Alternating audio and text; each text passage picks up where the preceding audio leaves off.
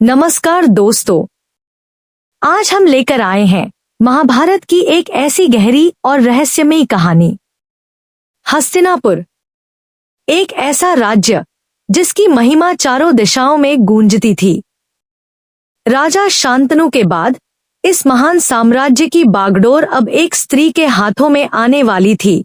एक ऐसी स्त्री जिसने अपने जीवन में संघर्ष, त्याग और महत्वाकांक्षा का हर रंग देखा था।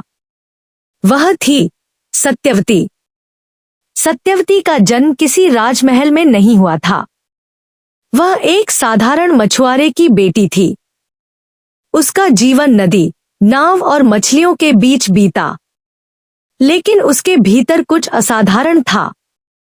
एक तेज, एक आकर्षण और सबसे बड़ी बात, एक सपना। कहते हैं कि एक बार महान ऋषि पराशर उसकी सुंदरता और आभा से इतने प्रभावित हुए कि उन्होंने उसे एक वरदान दिया। उसकी देह से मछलियों की गंध समाप्त होकर दिव्य सुगंध में बदल गई और उसी मिलन से जन्म हुआ एक महान ऋषि वेदव्यास। सत्यवती ने उस रहस्य को अपने भीतर ही छुपा लिया, क्योंकि वह जानती थी उसका भविष्य अभी और बड़ा होने वाला है। जब राजा शांतनु ने पहली बार सत्यवती को देखा तो वे मोहित हो गए। उन्होंने उससे विवाह करने की इच्छा जताई, लेकिन सत्यवती के पिता ने एक शर्त रखी। सत्यवती के पुत्र ही हस्तिनापुर के राजा बनेंगे। यह सुनकर शांतनु असमंजस में पड़ गए, क्योंकि उनका पुत्र देवव्रत भीष्म पहले से ही उत्तराधिकारी था। तभी इतिहास ने एक ऐसा मोड़ लिया जिसने सब कुछ बदल दिया।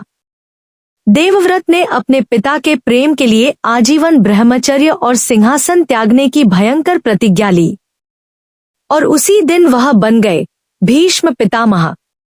अब सत्यवती हस्तिनापुर की महारानी बन चुकी थी। उसके पास शक्ति थी, सम्मान था और अब जिम्मेदारी भी। राजा शांतनु के निधन के बाद राज्य की बागडोर धीरे धीरे सत्यवती के हाथों में आ गई। उसने अपने दोनों पुत्रों चित्रांगद और विचित्रवीर्य को राजा बनाया, लेकिन भाग्य को कुछ और ही मंजूर था। चित्रांगद एक वीर योद्धा था, लेकिन उसका घमंड ही उसकी कमजोरी बन गया। एक दिन उसका सामना एक गंधर्व से हुआ, जिसका नाम भी चित्रांगद था। दोनों के बीच भयंकर युद्ध हुआ और अंत में सत्यवती का बेटा हार गया और मारा गया। सत्यवती के जीवन में यह पहला बड़ा झटका था। विचित्रवीर्य का राज और उसकी कमजोरी।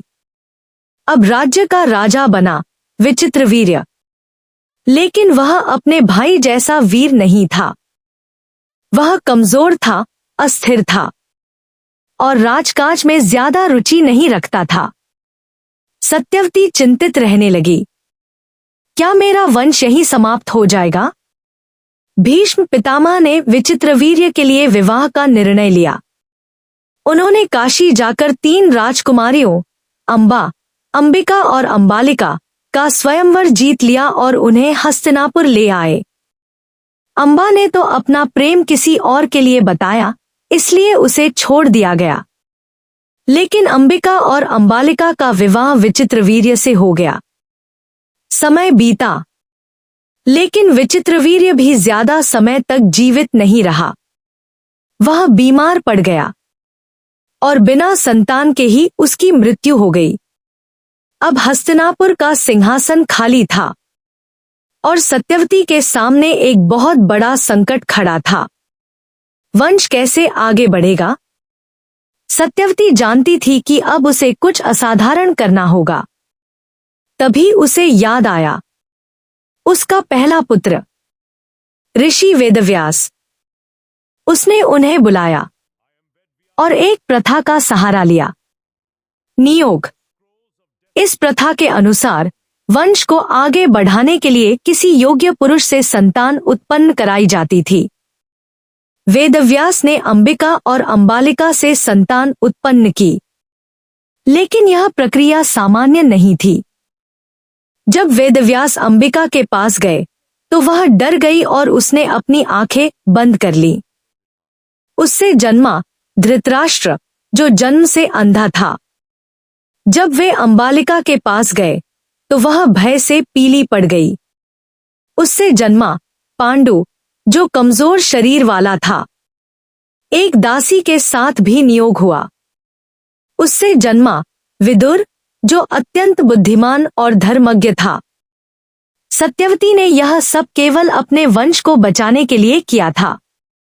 उसने अपने व्यक्तिगत भावनाओं को एक तरफ रख दिया और केवल राज्य और भविष्य के बारे में सोचा। लेकिन शायद वह यह नहीं जानती थी, यही निर्णय आगे चलकर महाभारत के सबसे बड़े युद्ध की नींव रखेगा। आने वाले तूफान की आहट। अब हस्तिनापुर में 3 नए राजकुमार थे, धृतराष्ट्र, पांडु और विदुर। तीनों अलग थे, तीनों की किस्मत अलग थी, और यही तीनों आगे चलकर कौरवों और पांडवों की कहानी की शुरुआत बनेंगे। सत्यवती की कहानी केवल एक रानी की कहानी नहीं है, यह एक ऐसी स्त्री की कहानी है जिसने हालात से लड़कर अपनी जगह बनाई, जिसने कठिन फैसले लिए और जिसने इतिहास की दिशा बदल दी। लेकिन हर फैसले की एक कीमत होती है, और सत्यवती के फैसलों की कीमत पूरा हस्तिनापुर चुकाने वाला था। अगर आपको ये कहानी पसंद आई तो लाइक, शेयर और सब्सक्राइब जरूर करें।